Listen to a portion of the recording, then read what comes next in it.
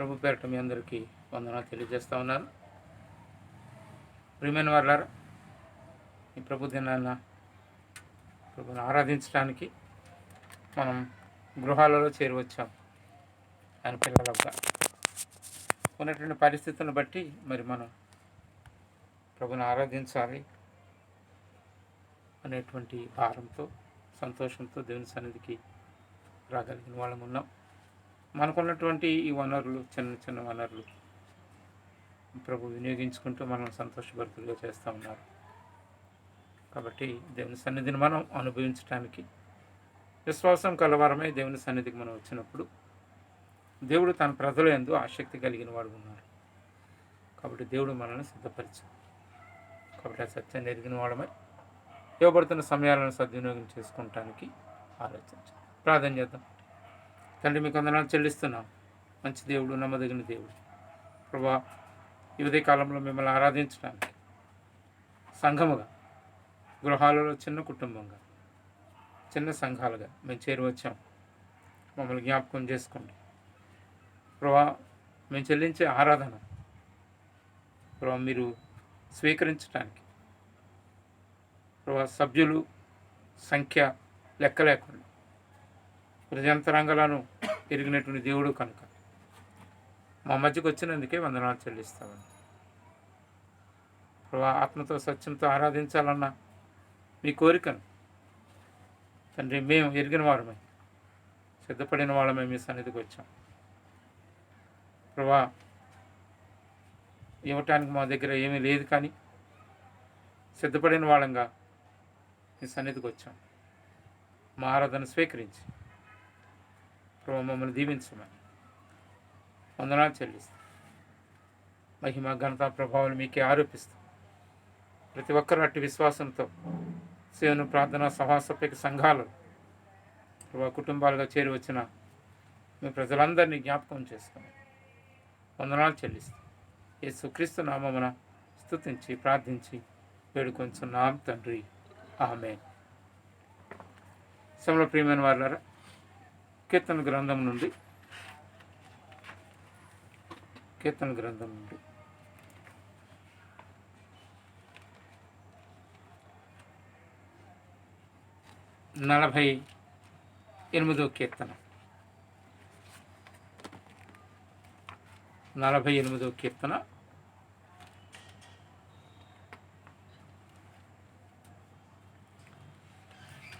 9వ వచనం నుండి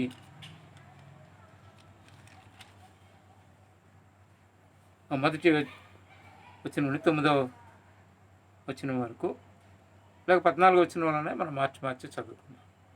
48వ కీర్తన 1 నుండి 14వ వచనం. మన దేవుని పట్టణమందు, ఆయన పరిశుద్ధ పర్వతమందు యెహోవా గొప్పవాడును బహుకీర్తినుడై ఉన్నాడు. ఉత్తర దిక్కున మహారాజు పట్టణమైన సియోను పర్వతము రమ్యమైన ఎత్తుగల చోట నుంచబడి సర్వభూమికి సంతోషకరంగానున్నది. దాని నగరాలలో దేవుడు ఆశ్రయముగా ప్రత్యక్షమగుచున్నాడు. రాజులు కూడిరి, వారు ఏకముగా కూడి వచ్చిరి. వారు దాన్ని చూచిన వెంటనే ఆశ్చర్యపడిరి, భ్రమపడి త్వరగా వెళ్ళిపోయిరి. వారి అచ్చటి నుండిగా వణుకును, ప్రసవించు స్త్రీ వేదనయు వారిని పట్టెను. తూర్పుగాలిని లేపి తర్షీషు ఓడలను నీవు పగులగొట్టుచున్నావు. సైన్యములకు అధిపతిగా యెహోవా పట్టణమునందు, మన దేవుని పట్టణమునందు మనము వినున్నట్టుగానే జరుగుట మనము చూచి ఉన్నాము. దేవుడు నిత్యముగా దానిని స్థిరపరిచి ఉన్నాడు. దేవా, మేము నీ ఆలయమునందు నీ కృపను ధ్యానించితిమి. దేవా, నీ నామం ఎంత గొప్పదో, నీ కీర్తియు బుద్ధిగంతముల వరకు అంత గొప్పది. నీ కుడి చెయ్యి నీతితో నిండి ఉన్నది. నీ న్యాయ విధులను బట్టి సియోను పర్వతము సంతోషించునుగాక, యూదా కుమార్తెలు ఆనందించుదురుగాక. ముందు రాబో తరములకు దాని వివరము మీరు చెప్పునట్లు సియోను చుట్టూ తిరుగుచు దాని చుట్టూ సంచరించుడి. దాని బురుజులను లెక్కించుడి, దాని ప్రాకారములను నిదానించి చూడుడి, దాని నగరాలలో సంచరించి వాటిని చూడుడి. ఈ దేవుడు సదాకాలము మనకు దేవుడై ఉన్నాడు. మరణము వరకు ఆయన మనలను నడిపించండి. ప్రియమైన వారులారా, సియోను గీతాల పాటల పుస్తకంలో నుండి 27వ పాట మనం పాడుకుందాం. 27వ పాట. కొత్త పాత పుస్తకాలలో అదే సంఖ్య. మన దేవుని పట్టణమందాయన పరిశుద్ధ పర్వతమందు యెహోవా గొప్పవాడును బహుకీర్తనీయుడయున్నాడు. యెహోవా గొప్పవాడును బహుకీర్తనీయుడయున్నాడు. ఉత్తర దిక్కున మహారాజు పట్టణమైన సీయోను పర్వతము, ఉత్తర దిక్కున మహారాజు పట్టణమైన సీయోను పర్వతము, ఉన్నతమై అందముగా సర్వభూమికి సంతోషమిచ్చుచున్నది. ఉన్నతమై అందముగా సర్వభూమికి సంతోషమిచ్చుచున్నది. మన దేవుని పట్టణమందాయన పరిశుద్ధ పర్వతమందు, యెహోవా గొప్పవాడును బహుకీర్తనీయుడయున్నాడు. యెహోవా గొప్పవాడును బహుకీర్తనీయుడయున్నాడు. ఈ దేవుడు సదాకాలము మనకు దేవుడయున్నాడు. ఈ దేవుడు సదాకాలము మనకు దేవుడయున్నాడు. మనలా నడిపించును మరణ పర్యంతము. హల్లెలూయా ఆమేన్. మనలా నడిపించును మరణ పర్యంతము. హల్లెలూయా ఆమేన్. మన దేవుని పట్టణమందాయన పరిశుద్ధ పర్వతమందు, యెహోవా గొప్పవాడును బహుకీర్తనీయుడయున్నాడు. యెహోవా గొప్పవాడును బహుకీర్తనీయుడయున్నాడు. 87వ పాట కూడా పాడదాం. పాట పుస్తకంలో నుండి 87.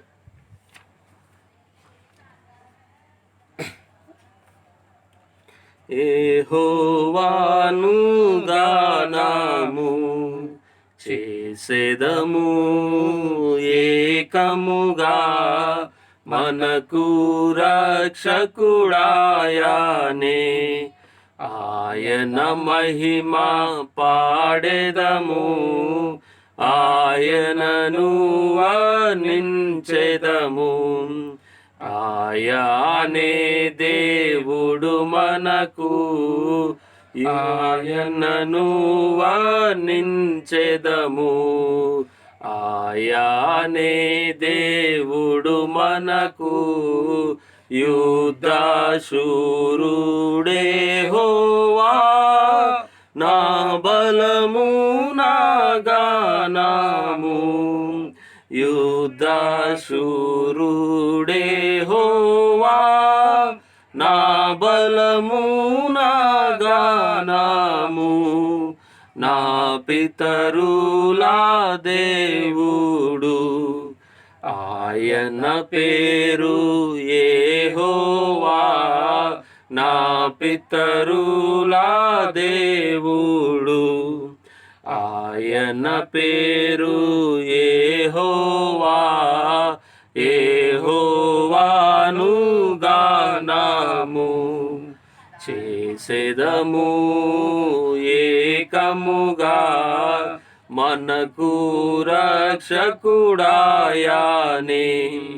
ఆయన మహిమ పాడెదము, ఆయనను వర్ణించెదము. ఆయనే దేవుడు మనకు, ఆయనను వర్ణించెదము. ఆయనే దేవుడు మనకు, ఇశ్రాయేలీయులంతా ఎంతో సురక్షితముగా, ఇశ్రాయేలీయులంతా ఎంతో సురక్షితముగా సముద్రము మధ్యను ఆరిన నేలను నడచిరి, సముద్రము మధ్యను ఆరిన నేలను నడచిరి, యెహోవాను గానము చేసెదము ఏకముగా, మనకు రక్షకుడాయనే ఆయన మహిమ పాడెదము, ఆయనను వర్ణించెదము. ఆయనే దేవుడు మనకు, ఆయనను వర్ణించెదము. ఆయనే దేవుడు మనకు. 235వ పాట, 201 పాత పుస్తకాలు,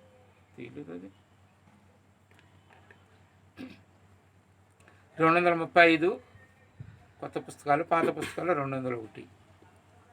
స్తోత్రించి కీర్తింతుము, గణపరచెదము, కొనియాడెదము.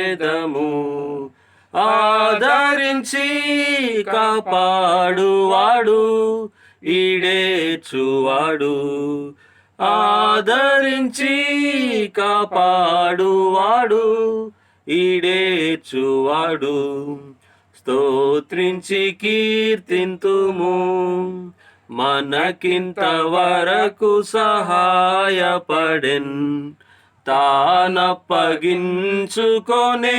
మనకై, మనలా నడిపెను సుఖముగను. తనదు సత్యము నేర్పించి, కను పాపగా చేయా. తనదు సత్యము నేర్పించి, కన్ను పాపగా కాచే. స్తోత్రించి కీర్తింతుము, గణపరచెదము, కొనియాడెదము. ఆదరించి కాపాడువాడు, ఈడేర్చువాడు. ఆదరించి కాపాడువాడు, ఈడేర్చువాడు. స్తోత్రించి కీర్తింతుము, 7 కన్నులు గలవాడు, నాడు నేడు కాపాడును. ఎడతెగని చెడుగుల బాపున్, రేడుల నేర్పరచువాడు. పాడుడి హల్లెలూయా, రేడుల నేర్పరచువాడు. పాడుడి హల్లెలూయా. స్తోత్రించి కీర్తింతుము, గణపరచెదము, కొనియాడెదము. ఆదరించి కాపాడువాడు, ఈడేర్చువాడు. ఆదరించి కాపాడువాడు, ఈడేర్చువాడు.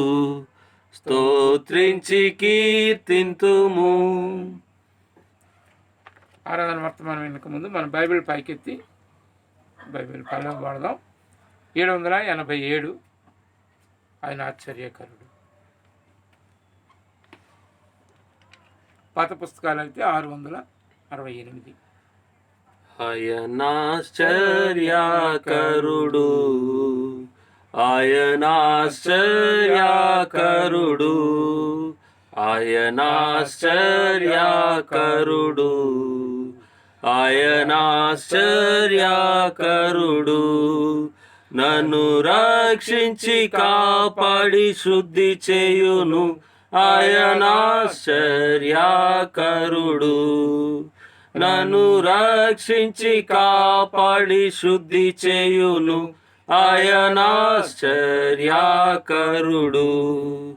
ఆయన మహోన్నతుడు, ఆయన మహోన్నతుడు, ఆయన మహోన్నతుడు, ఆయన మహోన్నతుడు. గద్దించును గాలిని అలలాను, ఆయన మహోన్నతుడు. గద్దించును గాలిని అలలాను, ఆయన మహోన్నతుడు. ఆయన నా ఆశ్రయము, ఆయన నా ఆశ్రయము, ఆయన నా ఆశ్రయము, ఆయన నా ఆశ్రయము.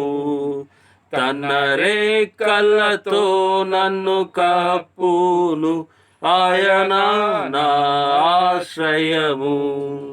తన రేఖలతో నన్ను కప్పును, ఆయన నా ఆశ్రయము. ఈ సమయంలో ఆరాధన వర్తమానం విందాం. అన్న సూర్యబాబు వచ్చి ఆరాధన వర్తమానాన్ని మనతో పంచుకుంటాం.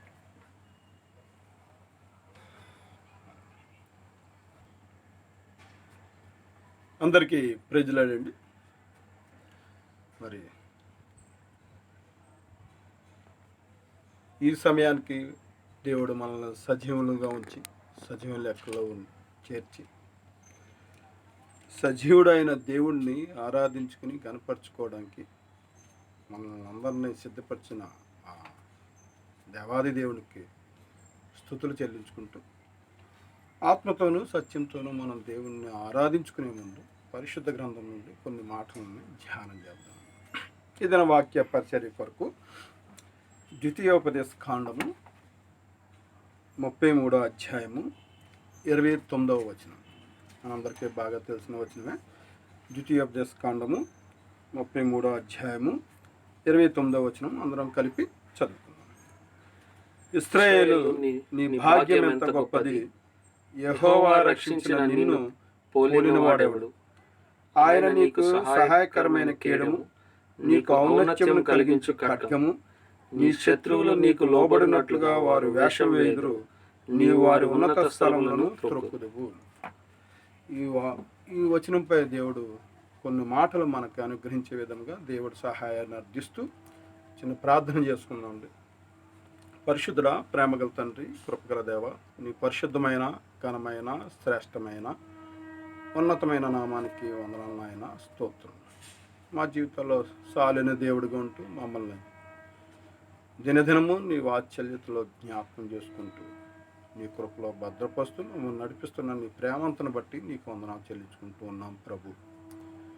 ఇదిగో తండ్రి, మరొక ప్రభు దినాన్ని మీరు మాకు అనుగ్రహించారు. ఉదయకాల సమయంలో నీ పాద సన్నిధిలో కుటుంబాలుగా చేరుకొని ఆయన నిన్ను ఆరాధించుకోవడానికి, గణపరచుకోవడానికి మేము సంసిద్ధులుగా ఉన్నాం.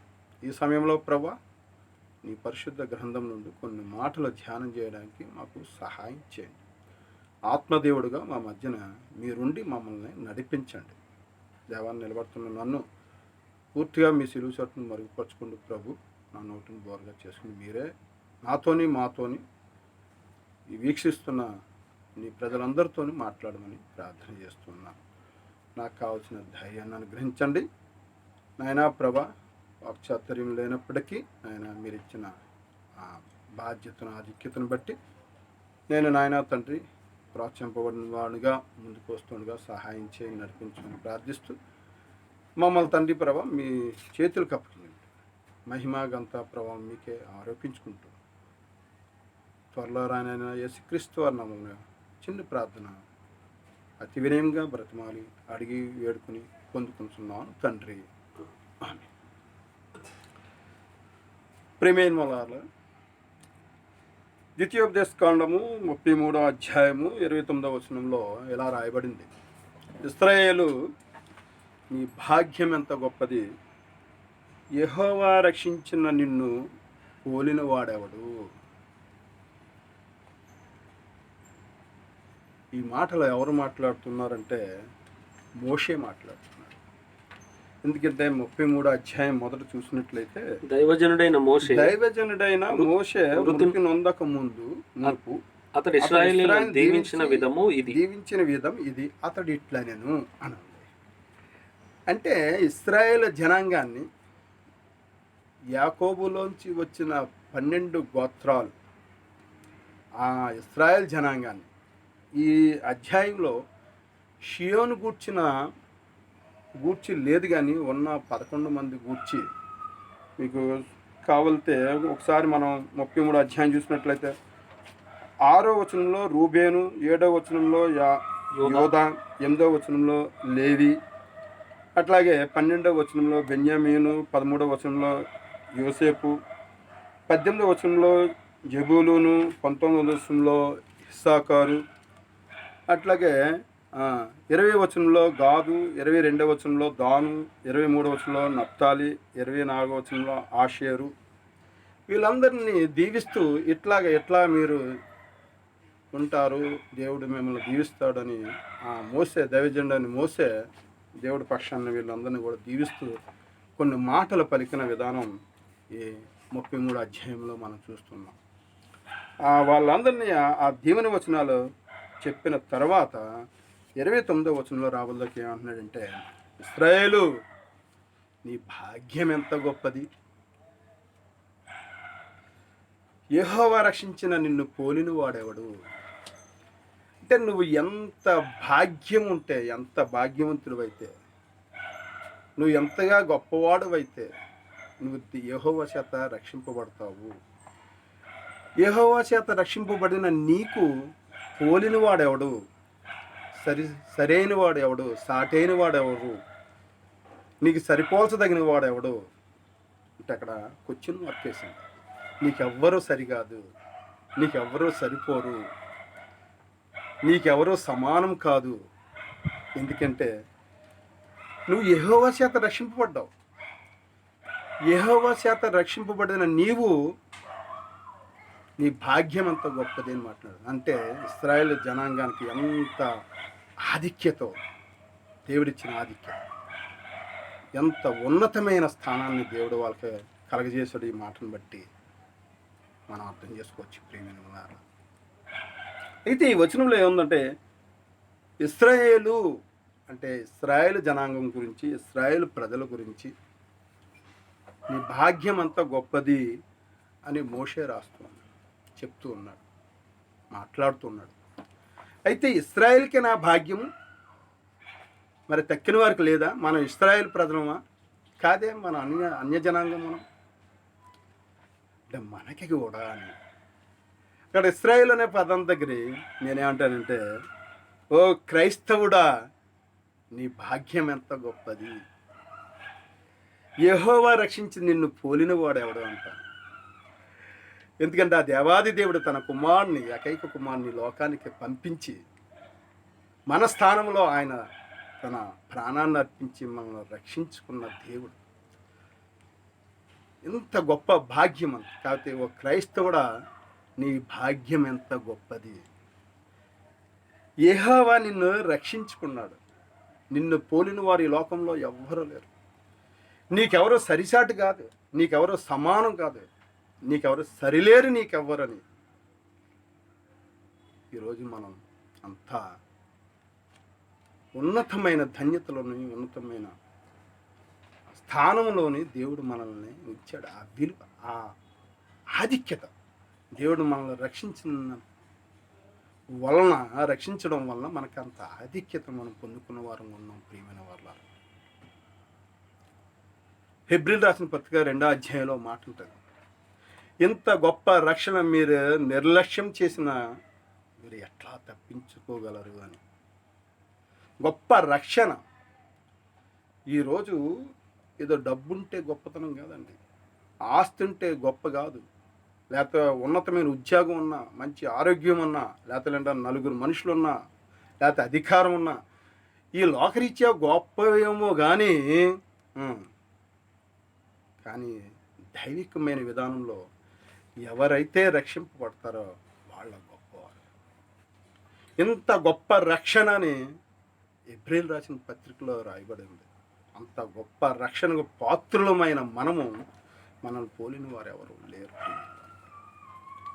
అయితే ఈరోజు ఉదయకాలంలో దేవుణ్ణి మనం ఆరాధించుకుని గణపరుచుకునే ముందు ఇశ్రాయేలు, నీ భాగ్యం ఎంత గొప్పది, నువ్వు చాలా భాగ్యవంతుడు అయ్యా, నువ్వు చాలా గొప్పవాడు అయ్యా, నువ్వు చాలా ఉన్నతమైన స్థానము నువ్వు పొందినవాడు అని ఇశ్రాయేల్ గురించి మాట్లాడుతూ ఉంటే మన జీవితంలో రక్షించబడిన మన జీవితంలో కూడా అవి కూడా ఆ మాటలు మనకే వర్తిస్తాయి అనే విషయాన్ని గుర్తెరిగిన వారముగా మనం ముందుకు సాగుదాం. ఎట్లాగంటే ఎందుకు ఆ మాట అన్నాడు? యెహోవా రక్షించిన నిన్ను పోలిన వాడెవడు? ఆ మాట అండలో ఆంతర్యం ఏంటి? మోసే ఇశ్రాయేల్ జనాంగాన్ని ఉద్దేశించి మాట్లాడుతూ నిన్ను పోలిన వాడు ఎవడో లేడు, ఎందుకంటే నువ్వు యెహోవా చేత రక్షింపబడ్డావు అన్నది. ఏం కారణం ఏంటి అంటే అక్కడ మనకి 26వ వచనం కాడి నుంచి కొన్ని మాటలు రాయబడి ఉన్నాయి. 26వ వచనం చూడండి. యెషూరును అంటే ఎవరు? యెషూరు అనే పదానికి అర్థం ఏంటి? ఒక్కసారి మనం పేజీ వెనక్కి తిరిగేసినట్లయితే ఇక్కడ రాయబడి ఉంది 32వ అధ్యాయంలో 15వ వచనంలో యెషూరును అని ఉంది. పైన ఒకటి ఉంది, పుట్నోట్లో ఏముందండి? ఇశ్రాయేలు. అంటే యెషూరును అంటే ఇశ్రాయేల్ జనాంగము. ఇశ్రాయేల్ జనాంగమా, ఇశ్రాయేల్ ప్రజల, ఇశ్రాయేల్ గోత్రములా, దేవుని యొక్క స్వాస్యమా మాట్లాడుతూ దేవుని పోలిన వాడు ఎవడనూ లేడు. అంటే ఈ దేవుణ్ణి, ఇలాంటి దేవుణ్ణి పోలిన వాడు ఎవడో లేడు. ఎందుకంటే ఆయన నీకు సహాయము చేయుటకు ఆకాశవాహనుడై వచ్చును, మహోన్నతుడైన మేఘవాహనుడగును. అంటే దేవుణ్ణి పోలిన వాడు ఎవ్వడో లేడు. ఇశ్రాయేలు విను, ఆలోచన చేయి, గమనించు అని మాట్లాడుతున్నాడు. ఎందుకు ఆ మాట్లాడుతున్నాడు? ఈ దేవుని పోలిన వాడు ఎవడో లేడని. ఇలాంటి దేవుని నువ్వు ఎక్కడా చూడలేవు, ఇలాంటి దేవుని నువ్వు ఎప్పుడూ చూసుండవు అని ఎందుకు మాట్లాడుతున్నాడు అంటే ద్వితీయోపదేశకాండము 4వ అధ్యాయంలో ఒక మాట ఉంటుంది చూడండి ఒకసారి. ద్వితీయోపదేశకాండము 4వ అధ్యాయము 7వ వచనం చూడండి. ఏలయనగా మనము ఆయనకు మొరపెట్టునప్పుడెల్లా మన దేవుడైన యెహోవా మనకు సమీపముగా నున్నట్లు మరి ఏ గొప్ప జనమునకు ఏ దేవుడు సమీపంగా ఉన్నాడు. ఎంత గొప్ప మాట చూడండి. యెహోవాకి మనము మొరపెట్టినప్పుడల్లా, నువ్వు ఎప్పుడు మొరపెడితే అప్పుడు, ఇప్పుడప్పుడం లేదు, నువ్వు ఏ సమయంలో, ఎనీ టైం, 24/7 అంటారు కదండి, 24/365, నువ్వు ఏదంటే అనుకో, ఎలా అంటే అనుకో, ఏ సమయంలో నువ్వు మొరపెట్టినప్పుడు జరే ఎలా అండి, మన దేవుడైన యెహోవా మనకు సమీపముగా ఉన్నట్లు మరి ఏ గొప్ప జనమునకు, అంటే మనల్ని మించిన జనాంగం, ఏ జనాంగం ఉన్నా, ఏ గొప్ప జనం అని చెప్పుకున్న వారికైనా జరే మరి ఏ దేవుడు కూడా సమీపంగా లేడు. మనకి మన దేవుడు సమీపంగా ఉన్నట్లుగా మరి ఏ జనానికి ఏ దేవుడు సమీపంగా లేడు. అంటే ఈ దేవుడు మనకి చాలా సమీపంగా, మనం మొరపెట్టినప్పుడల్లా, అయ్యో నా బిడ్డ మొరపెడుతున్నాడు, ఏదో అవసరంలో ఉన్నాడు, అక్కర్లో ఉన్నాడు, దర్శిందాం, విందాం, అతను మొరను విందాం. ఇశ్రాయేలు జనాంగం 420 సంవత్సరాలు ఐగుప్తులో దాస్యత్వంలో ఉన్నారు. వాళ్ళు మొరపెట్టారు, ఆ మొర విన్నాడు. ఆ మొర విని వాళ్ళని ఆ దాస్యత్వం నుండి విడిపించడానికి మోషేని నాయకుడిగా చేసి పంపించాడు. నా జీవితం ఎప్పుడు మనం మొరపెట్టినా మనకు సమీపంగా ఉండే దేవుడు అని ఈయన గురించి, ఈ దేవుడి గురించి రాయబడి ఉంది. అందుకనే చూడండి ఒకసారి, యెహోవా రక్షించి నిన్ను పోలిన వాడు ఎవడు అంటే, యెహోవా రక్షించడం వల్ల, ఆయన వలన నువ్వు రక్షణ పొందడం వల్ల నువ్వు ఏం పొందుకుంటున్నావు అంటే 27వ వచనంలో చూడండి. శాశ్వతుడైన దేవుడు నీకు నివాస స్థలము, నిత్యముగా నుండి బాహులు నీ క్రింద నుండును, ఆయన నీ ఎదుట నుండి శత్రువును వెళ్ళగొట్టి నశింపజేయమనెను. ఆ మాటలోనే ఉన్నాయి. నీ భాగ్యం ఎంత గొప్పది అని మాట్లాడడానికి, ఆ మాట అనడానికి 27వ వచనంలోనే సరిపోద్ది. ఒకసారి ఆలోచన చేస్తే ఏముందంటే మొట్టమొదటి మాట 3 మాటలు కనిపిస్తున్నాయి అక్కడ. శాశ్వతుడైన దేవుడు నీకు నివాస స్థలము. 2, నిత్యుడగు నుండు నిత్యముగా నుండు బాహులు నీ క్రింద నుండును. ఆయన నీ ఎదుట నుండి శత్రువులను వెళ్ళగొట్టి నాశనం. అమ్ము ఒకసారి ఇశ్రాయేలు జనాంగానికి ఆ 3 విధాలుగా దేవుడు ఎట్లా సహాయం చేశాడు, మన జీవితాల్లో దేవుడు ఎట్లా సహాయం చేస్తున్నాడు ఒకసారి చూసుకుని మనం దేవుడిని మనం ఆరాధన చేసుకున్నాం. రండి, మొట్టమొదటిగా ఏముందండి? శాశ్వతమైన దేవుడు నీకు నివాస స్థలము. నివాస స్థలం అంటే ఏంటండి? నివాస స్థలం అంటే అర్థం ఏంటి?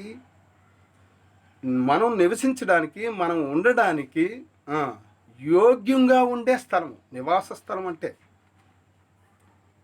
యోగ్యంగా ఉండాలి మనం నివసించడానికి, మనం ఉండడానికి యోగ్యంగా ఉండాలి. ఆ స్థలం అనుకూలంగా ఉండాలి.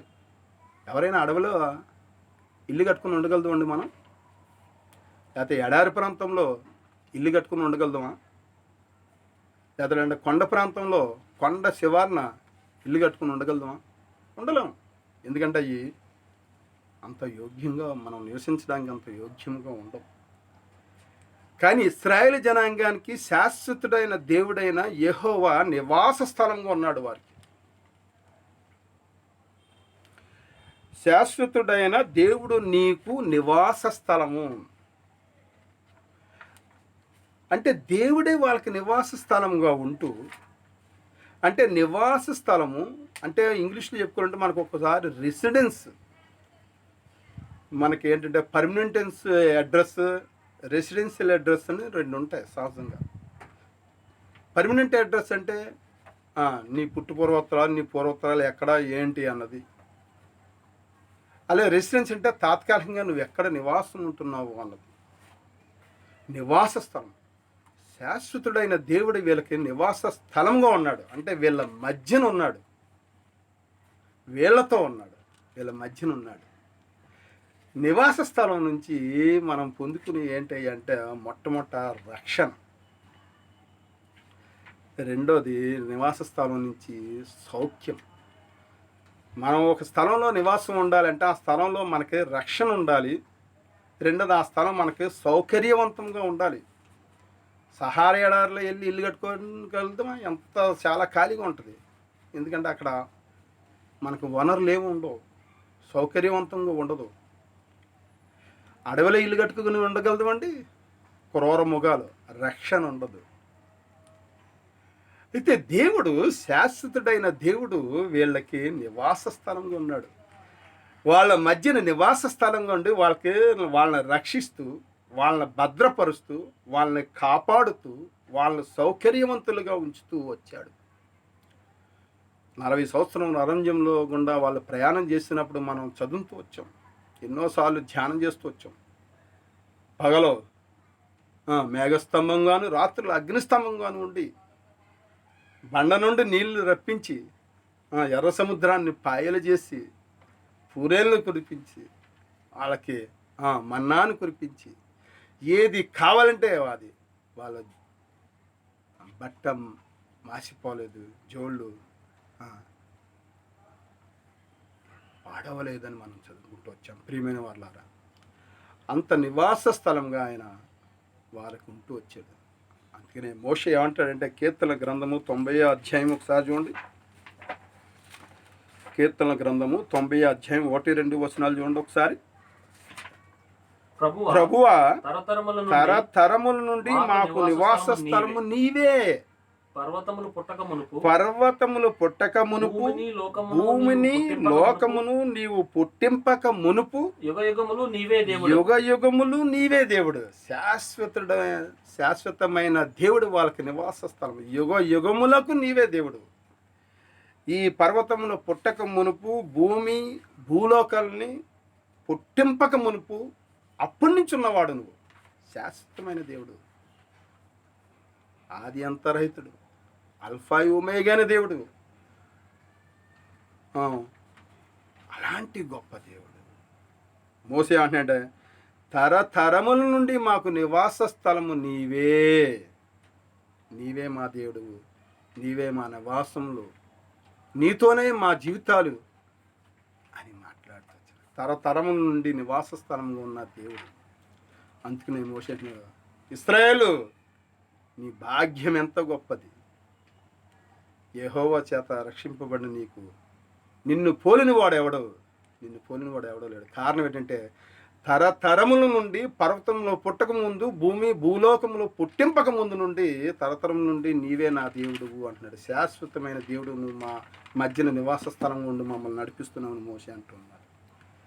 కీర్తన గ్రంథము 91 అధ్యాయం 9వ వచనంలో చూడండి, యెహోవా నీవే నా ఆశ్రయం అని, నీవు మహోన్నతుడైన దేవుని నీకు నివాస స్థలంగా చేసుకుని ఉన్నావు, మహోన్నతమైన దేవుని నివాస స్థలంగా చేసుకుని ఉన్నావు అని కీర్తన 91 అధ్యాయంలో రాయబడి ఉంది. మహోన్నతుడు. యెషయా గ్రంథం 57 అధ్యాయం 15 వచనంలో ఆ మాట రాయబడి ఉంది. యెషయా గ్రంథం రండి ఒకసారి. యెషయా గ్రంథము 57 అధ్యాయము 15 వచనం.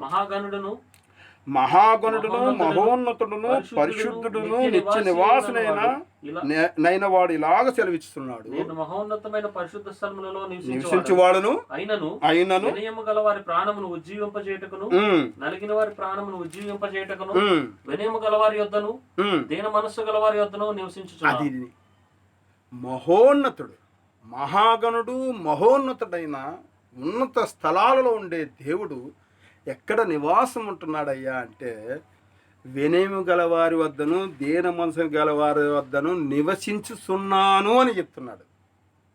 అందుకనే మోషే అంటున్నాడు, తరతరముల నుండి నీవే మా నివాస స్థలము అని మాట్లాడుతున్నాడు. ప్రియమైన వాళ్ళారా, తరతరముల నుండి ఇశ్రాయేల్ జనాంగంగా నివాస స్థలంగా ఉండి నడిపిస్తూ వస్తున్న దేవుడు. నివాస స్థలం గుండా ఆయన రక్షణ, భద్రత, కాపుదల, సౌకర్యవంతమైన జీవితం ఇవన్నీ వాళ్ళకి కల్పిస్తూ కలగజేస్తూ వారికి వెన్నుంటూ తోడుండి నడిపించిన దేవుడు. ఇశ్రాయేల్ జనాంగానికైనా మరి మన జీవితాల్లో మరి ఆ దేవుడు మనల్ని ఎలాగా, మనకెట్లా ఉన్నాడు? వాళ్ళకి నివాస స్థలంగా ఉంటే మనకెట్లా ఉన్నాడు? ఎందుకంటే ఇశ్రాయేల్ జనాంగం మనకి ఎఫ్సీలు రాసిన పత్రిక 2వ అధ్యాయంలో ఏ రాయబడిందండి? మన పరదేశులమై ఉన్నాము అంటున్నాడు. వాళ్ళతో పౌరసత్వం లేని వారంగా ఉన్నాము అని రాయబడి ఉంది. అయితే క్రీస్తు ఆ అడ్డుగోడను తొలగించడం వల్ల మనల్ని ఏకము చేసాడు అని 2వ అధ్యాయంలో ఎఫ్సీలు రాసిన పత్రిక 2వ అధ్యాయంలో రాయబడి ఉంది. అయితే క్రీస్తు ప్రభువు ద్వారాగా ఈరోజు మనం ఏం పొందుకుంటున్నాం? ఓ క్రైస్తవుడా నీ భాగ్యం ఎంత గొప్పది అని అనడానికి కారణం కొరింథీయులు రాసిన మొదటి పత్రిక 3వ అధ్యాయము 16వ వచనం చూడండి ఒకసారి. 3వ అధ్యాయము మొదటి కొరింథీ 3:16 ఏముందండి? 3:16 మీరు దేవుని ఆలయమై ఉన్నారనియు దేవుని ఆత్మ మీలో నివసించుచున్నదనియు మీరెరుగరా అని అంటూ, ఎవడైనా దేవుని ఆలయమును పాడు చేసిన యెడల దేవుడు వాడిని పాడు చేయడు. దేవుని ఆలయం పరిశుద్ధమై ఉన్నది, మీరు ఆ ఆలయమై ఉన్నారు అంటున్నాడు. మోషే కంటే అంటే ఇశ్రాయేల్ ప్రజల కంటే కూడా మనం ఇంకా ధన్యులం. ఎందుకంటే పరిశుద్ధాత్మ దేవుడు అక్కడ ఏంటంటే శాశ్వతమైన దేవుడు వాళ్ళకి నివాస స్థలముగా ఉంటే వాళ్ళ మధ్యలో ఉంటే, కానీ ఇక్కడ ఈ దేవుడు పరిశుద్ధాత్మ దేవుడు యేసుక్రీస్తు ప్రభువు ఈ లోకానికి రావడం ద్వారాగా పరిశుద్ధాత్మను పొందుకున్న మనము, రక్షింపబడిన మన జీవితాల్లో పరిశుద్ధాత్మ దేవుణ్ణి వరము పొందుకున్న మన జీవితంలో ఆయనే మనలో ఉన్నాడు, వాళ్ళ మధ్యలో ఉన్నాడు. ఆయన ఇక్కడ ఏంటంటే ఆత్మ దేవుడు మనలో ఉన్నాడు. ఇక్కడ చాలా స్పష్టంగా రాయబడింది, మీరు దేవుని ఆలయమై ఉన్నారనియు. అంటే మీరు దేవునికి ఆలయంగా ఉన్నారు. దేవుడికి ఆలయం అంటే ఆలయంలో దేవుడు ఉంటాడు. అంటే మీరే ఆలయం అయితే మీలో దేవుడు ఉన్నాడు, మీలో పరిశుద్ధాత్మ దేవుడు ఉన్నాడు. ఎంత గొప్ప ధన్యత అండి. ఆ మహోన్నతుడు, మహాగణుడు, ఎవరు సమీపింపరాని తేజస్సులో ఉన్న ఆ దేవుడు మనలో ఉండడానికి ఇష్టపడుతున్నాడు దేవుని వల్ల. అందుకని ఎందుకంటే మన భాగ్యము ఇంకేం కావాలి చెప్పండి. ఎంత గొప్ప బాధ్యత, ఎంత గొప్ప ధన్యత కలిగిన వారమో ఒకసారి ఆలోచన చేయండి. 2 కొరింథీలో ఒక మాటను చూడండి ఒకసారి. ఇంకా చాలా బాగా రాయబడి ఉంటుంది, ఇంకా స్పష్టంగా. 2 కొరింథీ రాసిన 2వ పత్రిక 6వ అధ్యాయం ఒకసారి చూసినట్లయితే మనము 18వ వచనం, 6:18 ఏముందో చూడండి. మనము జీవము గల దేవుని ఆలయమై ఉన్నాము. ఎంత మంచి మాట చూడండి. మీరు దేవుని ఆలయమై ఉన్నారనియు అని 1 కొరింథీలో రాస్తే, పౌలు 2వ కొరింథీలో రాబోదులకి ఇంకా ఎక్కువగా ఏంటంటే ఇంకా ట్రస్ట్ చేసి రాశాడు. ఎట్లాగా? మనము జీవము గల దేవుని ఆలయము. ఏ దేవుడు అండి? జీవము గల దేవుడు. ఆ జీవము గల దేవుడికి మనం ఆలయంగా ఉంటే, ఆలయంలో ఆ జీవం గల దేవుడు ఉంటే, ఆ జీవముతో నీవు కూడా నింపబడతావు. నీలో దేవుడు ఉంటే, ఆ జీవం ఉంటే, ఆ జీవంతో నీవు నింపబడతావు. ఇంకో మాట ఏముందో తెలుసండి. అందుకు దేవుడు ఇలాగా సెలవిస్తున్నాడు, నేను వారిలో. ఆ మాట చాలా ప్రాముఖ్యమైన మాట.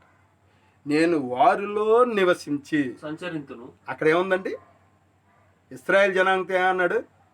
నేను మీ మధ్యన ఉన్నాను, నేను మీకు నివాస స్థలంగా ఉన్నానని మాట్లాడుతూ వచ్చాడు ఇశ్రాయేల్ జనాంగంతో. కానీ మనతో దేవుడు ఏం మాట్లాడుతున్నాడు? నేను మీలో ఉన్నాను అంటే ప్రతి ఒక్కరిలోని కూడా, ప్రతి క్రైస్తవుల్లోనూ ఉండడానికి ఇష్టపడింది దేవుడు ప్రభు. నువ్వు నమ్మితే, నువ్వు విశ్వసిస్తే, నువ్వు వెంబడిస్తే, నువ్వు అనుసరిస్తే, నువ్వు పూజిస్తే, నువ్వు ఆరాధిస్తే, నువ్వు గణపరిస్తే నీలో ఉండడానికి ఇష్టపడింది. నేను వారిలో నివసించి సంసరించును. వారితో సహవాసం, సంచరించడం ఏంటంటే తిరగడం, జట్ట పట్టేసి తిరగడం, సహవాసం, జత కడతానంటున్నాడు మనతో, స్నేహపూర్వకంగా ఉంటానంటున్నాడు, స్నేహితుల్లో ఉంటానంటున్నాడు దేవుడు. ఎంత ధన్యత ఉంది మనకి. ఇంకా ఏం రాయబడిందో చూడండి. కావున నేను వారి దేవుడినై యందును, వారి నా ప్రజలై యందును, కావున మీరు వారి మధ్య నుండి బయలువెళ్ళి ప్రత్యేకంగా ఉండిడి అంటున్నాడు. ఎంత ధన్యత ఇస్తున్నాడు మనకి. కాబట్టి ఓ క్రైస్తవుడా, నీ భాగ్యం ఎంత గొప్పది. జీవం గల దేవుడు నీలో ఉండడానికి, నీకు దేవుడిగా ఉండడానికి, నీకు తండ్రిగా ఉండడానికి ఇష్టపడుతూ ఉన్నాడు. నువ్వు ఏ ఆలోచన చేస్తున్నావు? రక్షింపబడ్డాను అనుకుంటున్నావేమో. నువ్వు రక్షింపబడింది సాదాసీదమైన దేవుడు చేతుల్లోంచి రక్షింపబడలేదు. అమూల్యమైన, కలంకమైన, మచ్చైనను, డాగైనను లేనిటువంటి రక్తంలో కరగబడడం ద్వారాగా నువ్వు రక్షణ పొందుకున్నావు. ఆ విషయాన్ని ఇప్పటికీ మర్చిపో. అందుకని మన జీవితంలో మనం ఇశ్రాయేలు కంటే కూడా ఎంతో భాగ్యాన్ని పొందిన వాళ్ళు, ఎంతో గొప్ప భాగ్యాన్ని పొందిన వారుగా మనం ఉన్నాం ప్రియమైన వాళ్ళారా. 2వ మాట చూసినట్లయితే ద్వితీయోపదేశకాండము 33వ అధ్యాయంలో 2వ మాట చూసినట్లయితే ఒకసారి చూడండి. 33వ అధ్యాయం 2వ మాట, నిత్యముగా నుండి బాహువులు నీ క్రింద ఉండును. ఇశ్రాయేలుతో మాట్లాడుతూ ఏమంటున్నాడంటే, నిత్యముగా నుండి బాహువులు నీ క్రింద నుండును అంటున్నాడు. అంటే ప్రియమైన వాళ్ళారా, నిర్గమకాండము 13వ అధ్యాయము 3వ వచనం ఒకసారి చూడండి. 13వ అధ్యాయం నిర్గమకాండం 13:3లో మోషే ప్రజలతో ఇట్లను, మీరు దాస్య గృహమైన ఐగుప్తు నుండి బయలుదేరి వచ్చిన దినమును జ్ఞాపకం చేసుకోండి. యెహోవా తన బాహుబలము చేత దానిలో నుండి మిమ్మును బయటికి రప్పించెను అని ఉంది. అంటే నిత్యముగా నుండి బాహువులు ఏం చేసినాయంటే, దాస్య గృహములో నుండి యెహోవా తన బాహుబలము చేత దానిలో నుండి మిమ్మల్ని బయటికి రప్పించెను. 16వ వచనంలో చూడండి, బాహుబలము చేత యెహోవా మనల్ని ఐగుప్తులో నుండి బయటికి రప్పించెను గనుక ఆ సంగతి నీ చేతి మీద చూచునుగాను, నీ కన్నుల మధ్య లలాట పత్రికను ఉండవలనని చెప్పాను. మొట్టమొదట ఆయన ఏంటంటే, రప్పించాడు.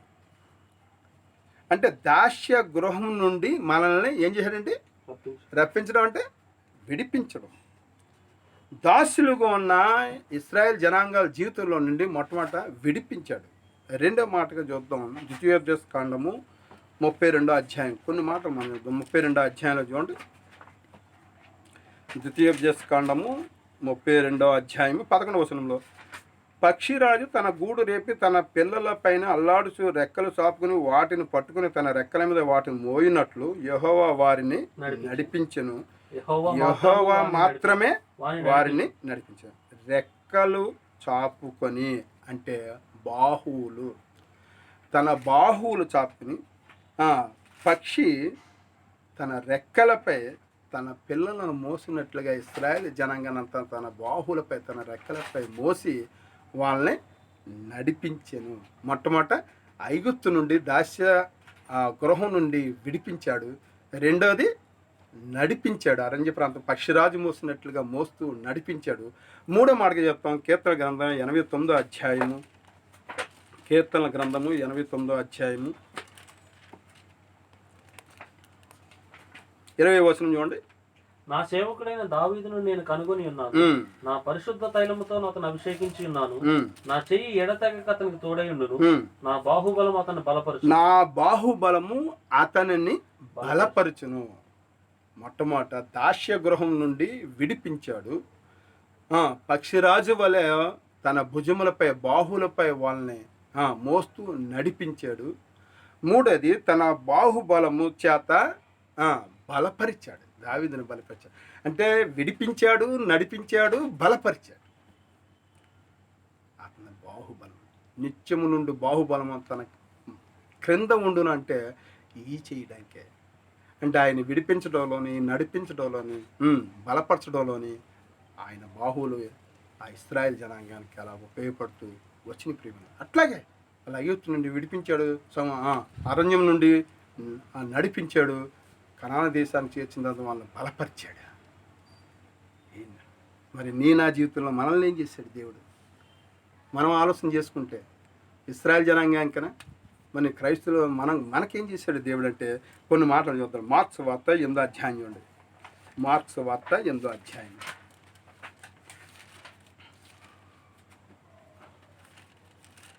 23వ వచనం కాడి నుంచి, ఆయన ఆ గుడ్డివాడిని చేపట్టుకుని ఊరి వెలుగులు తోడుకుని పోయి వాని కన్నుల మీద ఉమ్మి వేసి వాని మీద చేతులుంచి నీకేమైనా కనబడుచున్నదా అని వాడిని అడగగా వాడు కన్నులు ఎత్తి మనుషులు నాకు కనబడుచున్నారు, వారు చెట్ల వలె నుండి నడుచుచున్నట్లు నాకు కనబడుచున్నారు. ఇక్కడ జాగ్రత్త చూడండి ఏముందండి. మొట్టమొదట ఆయన ఆ గుడ్డివాడిని చేయి పట్టుకుని ఉన్నాడు. రెండోది ఊరు వెలుపులు తోడుకుని పోవడం అంటే నడిపించడం. మొట్టమొదట చేయి పట్టుకున్నాడు, రెండోది నడిపించాడు, మూడోది ఏం చేశాడంటే వాడు కన్నుల మీద ఉమ్మేసి కడుక్కో అన్నాడు. అంటే ఏమి ఇచ్చాడు? స్వస్థతనిచ్చాడు. చూడండి, ఆ చేతులే అంటే ఇశ్రాయేలు దేవుని యొక్క బాహువులు, నిత్యము నుండే బాహువులు వాళ్ళని విడిపించి నడిపించి బలపరిస్తే యేసుక్రీస్తు వారి యొక్క ప్రభువారి యొక్క చేతులు ఈరోజు మనల్ని ఏం చేస్తున్నాయి అంటే పట్టుకుంటున్నాయి. ఆయన చేతులు మనం పట్టుకుని ఉన్నాయి. ఆయన చేతుల్లో మనల్ని పట్టుకోకపోయినట్లయితే మనం ఎప్పుడో పడిపోయి వాళ్ళం, ఎప్పుడో నశించిపోయి వాళ్ళం. భయంకరమైన దినాల్లో జీవిస్తున్నప్పటికీ ఆయన చేతులతో మనల్ని పట్టుకున్నాడు. ప్రియమైన వాళ్ళారా, పట్టుకుని ఉండమే కాదు, ఈ గురుడివాన్ని వెలుపలకి తోలుకుని పోయినంటే నడిపించను. నా జీవితంలో కూడా, ఈ దైనందిన జీవితంలో, ఈ లోకంలో జీవిస్తున్న అనుదినము దేవుడు మనల్ని నడిపించేవాడుగా ఉన్నాడు. నువ్వు ఎలాంటి పరిస్థితులు గుండా ఉన్నాటికి జరే నిన్ను వెన్ను తట్టి ధైర్యపరిచి బలపరిచి నేనున్నానని, నిన్ను విడవను, ఎడబాయను, నిన్ను శాశ్వతమైన ప్రేమతో నేను ప్రేమిస్తానని వాగ్దానాలు చేసి మనల్ని నడిపిస్తూ ఉన్నాడు ఈ దేవుడు. అంటే చేయి పట్టుకుని ఉన్నాడు, నడిపించి ఉన్నాడు, స్వస్థతనిచ్చిన వాడుగా ఉన్నాడు. అది నీకు శరీర సంబంధించిన స్వస్థత అవ్వచ్చు, లేకపోతే ఆత్మీయ సంబంధించిన స్వస్థత అవ్వచ్చు. నువ్వు ఏ స్వస్థతన, ఎలాంటి స్వస్థతనైనా సరే మనకు స్వస్థతనిచ్చే దేవుడుగా ఉన్నాడు. ప్రియమైన వారలారా, ఇశ్రాయేలుతో పోల్చుకుంటే మనకెంత మనల్ని పట్టుకున్నాడు, మనల్ని నడిపించాడు, మనకు స్వస్థతనిచ్చి మనకు మంచి చేసి మనల్ని నడిపించే దేవుడుగా ఉన్నాడు. కాబట్టి ఓ క్రైస్తవుడా, నీ భాగ్యం ఎంత గొప్పది, యెహోవా రక్షించి నిన్ను పోలిన వాడెవడు అని ఆ ద్వితీయోపదేశకాండం 33 అధ్యాయంలో రాయబడినట్టుగా ఈరోజు నీవు నేను మనం ఉంటున్నాం. ఇక మూడోదిగా అందులో చూసినట్లయితే ద్వితీయోపదేశకాండము 33 అధ్యాయము 3వ మాట ఏముందండి? ఆయన నీ ఎదుటి నుండి శత్రువును వెళ్ళగొట్టి నశింపజేయును. మూడోది ఏంటంటే మొట్టమొదట మనకి విజయాన్ని ఇస్తున్నాడు. మన జీవితంలో విజయవంతమైన జీవితాన్ని మనకు అనుగ్రహిస్తూ ఉన్నాడు ప్రియమైన వల్ల. 2 కొరింథీ రాసిన పత్రిక 5వ అధ్యాయం 15వ అధ్యాయం 53లో ఒక మాట ఉంటుంది, చూడండి ఒకసారి. 2 కొరింథీ 15వ అధ్యాయము 55వ వచనంలో 15:55 కాగా నా ప్రియ సహోదరులారా, నీ ప్రయాసము ప్రభువునందు వ్యర్థం కాదు అన్న బాబు. దాని ముందు వచ్చిందండి అయినాను 55. ఓ మరణమా నీ ముళ్ళు ఎక్కడ, ఓ మరణమా నీ విజయం ఎక్కడ. ఓ 1 కొరింథీ క్షమించండి 2 కొరింథీ అన్న 1 కొరింథీ 15:55 వచనం. ఓ మరణమా నీ విజయం ఎక్కడ, ఓ మరణమా నీ ముళ్ళు ఎక్కడ. మరణపు ముళ్ళు పాపము, పాపమునకున్న బలము ధర్మశాస్త్రం. అయినను మన ప్రభువైన యేసుక్రీస్తు మూలంగా మనకు జయమును అనుగ్రహించున్న దేవునికి స్తోత్రం కలుగునుగాక. మరణము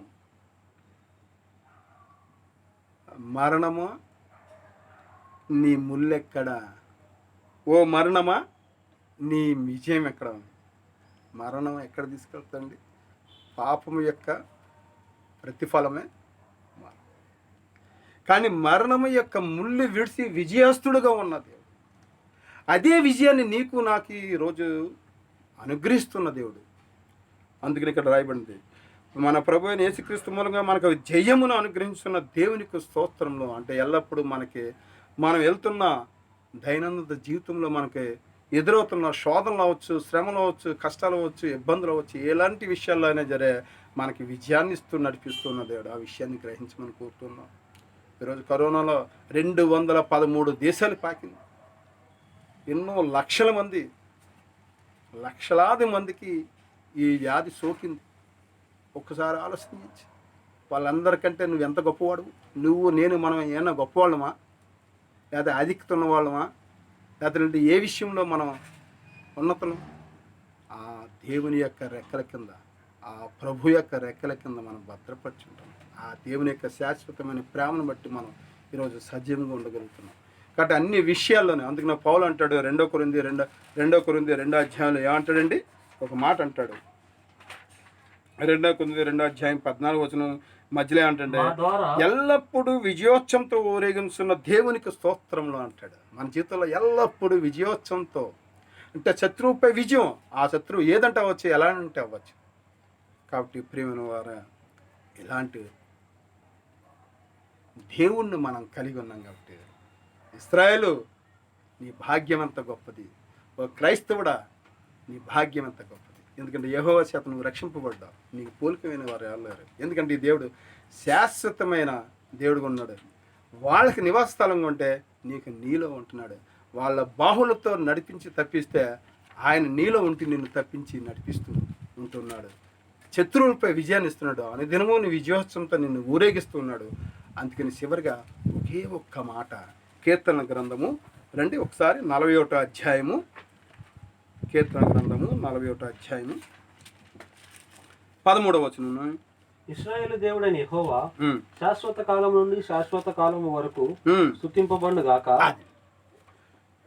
శాశ్వత కాలము నుండి శాశ్వత కాలం వరకు స్తుతింపబడునగాక. అంటే మన దేవుణ్ణి మన జీవిత కాలం అంతయు స్తుతులు చెల్లించబద్ధులమై ఉన్నాము. శాశ్వత కాలం నుండి శాశ్వత కాలం వరకు ఆయన స్తుతి నొందుకునదగిన దేవుడు గనుక మన జీవితంలో మన శాశ్వత కాలం ఉన్న మన జీవించున్నంత కాలము ఆ దేవునికి స్తుతులే, ఇంకంతకంటే ఆయన మన దగ్గర నుంచి కోరుకునే స్తుతులు. మన స్తుతులపై ఆసీనుడైన దేవుణ్ణి మనం స్తుతించుకుంటూ ఆరాధించుకుని ఘనపరుచుకున్నాం. దేవుడి మాటల్ని దీవించగాక. ఆమేన్.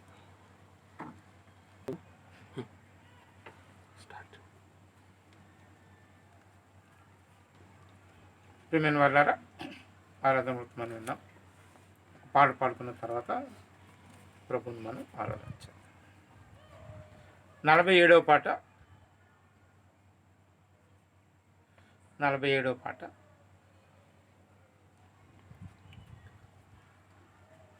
సమస్త జనులారా మీరు యెహోవాకు స్తుతి గీతము పాడి సంతోషముతో సన్నిధిలో ఉత్సాహించుడి జయమనుచు.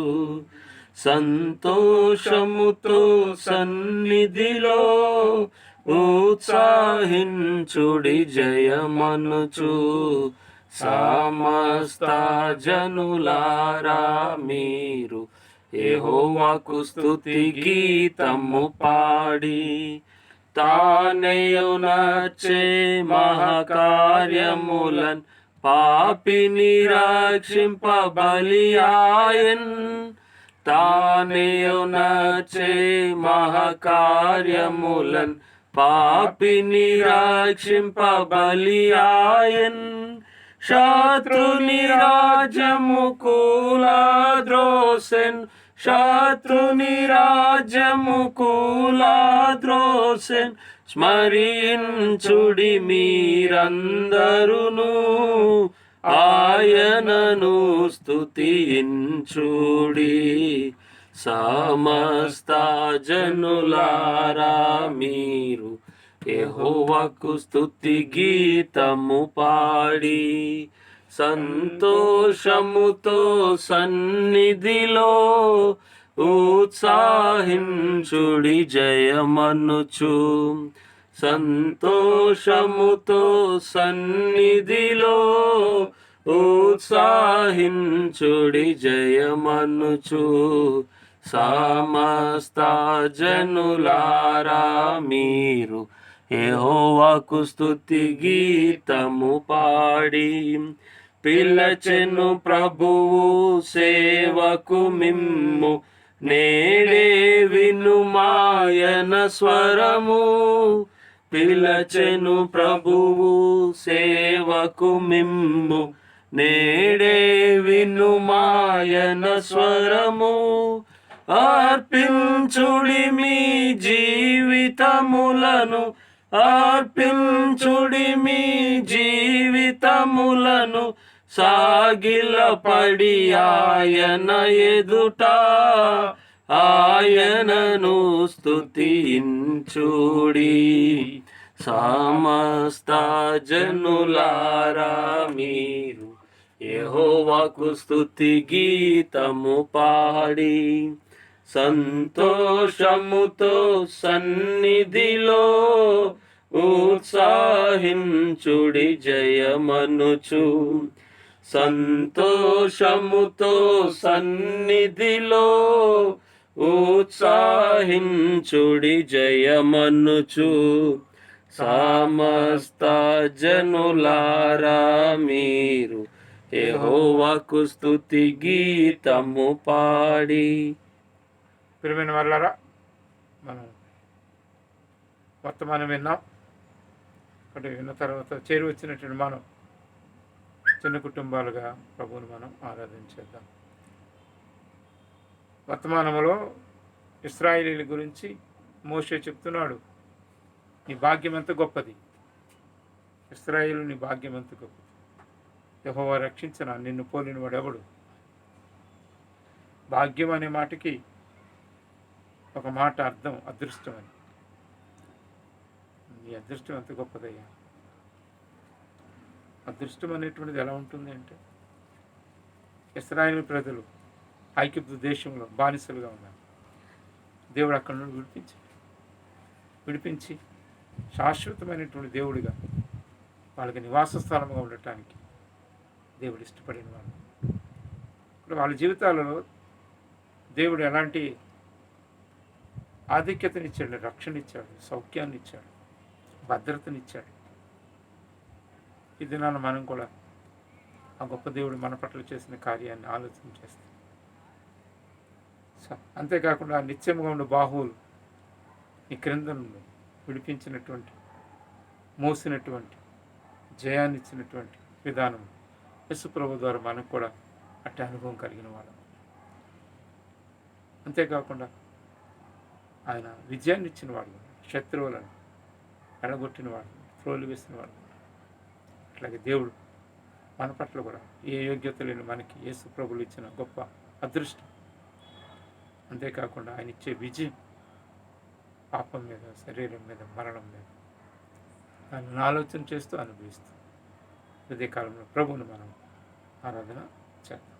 గుర్తించండి, ఆరాధన చేసిన తర్వాత రెండవ భాగాన్ని కూడా మీరు ఆన్ చేసుకుంటే మరి రెండవ భాగాన్ని కూడా, రెండవ వర్తమానాన్ని కూడా మనం వినవచ్చు. నేను ఆరాధన చేసిన తర్వాత మీరు దానిని కొనసాగించండి. తండ్రి మీకు వందనాలు చెల్లిస్తాను ప్రభువా, ఈ ఉదయ కాలంలో మిమ్మల్ని ఆరాధించడం గృహాలలో మాకు ఇచ్చిన ఈ ధన్యతను బట్టి ఉంది ప్రభువా. ఇశ్రాయేలు భాగ్యం ఎంత గొప్ప, మీరు ఎంత అదృష్టవంతులు ప్రభు. వారి పట్ల మీరు చేసిన కార్యాలు వివరిస్తూ వచ్చారు. అన్యుడనై ఏ యోగ్యత లేని ప్రభు మీ ఉగ్రత క్రింద ఉన్న నాకు ఈ దినాన మీ కుమారుడుగా మీ ఇంటిలో ఉండటానికి, మీ సన్నిధిలో ఉండటం, దూరస్తున్న నాకు మీ కుమారుని ద్వారా ఇచ్చినటువంటి ఈ ధన్యతను బట్టి, ఈ గొప్ప అదృష్టాన్ని బట్టి మిమ్మల్ని కొనియాడుతూ మిమ్మల్ని ఆరాధిస్తూ ఉన్నాను. అన్ని విధానాల్లో మీరు నాకు తోడుగా ఉన్న కారణాన్ని బట్టి విజయాన్ని అనుగ్రహిస్తూ విజయవంతుడిగా ఈ భూమి మీద సాగిపోవటానికి మీ కుమారుని ద్వారా ఇవ్వబడిన విజయం నేను కూడా అన్నమయపరచుకుంటాను. ఆత్మ ద్వారా సాగిపోవటానికి నన్ను కూడా మీరు ఎన్నుకున్నటువంటి, మీరు ఇష్టపడినట్టు, మీరు ప్రేమించిన జనాంగములు నన్ను కూడా ఉంచినందుకే ఈ గొప్ప అదృష్టాన్ని బట్టి, ఈ భాగ్యాన్ని బట్టి మేము స్తుతిస్తూ ఆరాధిస్తాం. యేసు క్రీస్తు నామమున ఈ స్తుతి ఆరాధన మీకే సమర్పిస్తున్నాను తండ్రి. ఆమేన్. మీరు మరి ఆరాధన ఇది పాజ్ పెట్టుకుని అందరూ ఆరాధన చేయండి. తర్వాత రెండవ భాగాన్ని మీరు ఓపెన్ చేసి రెండవ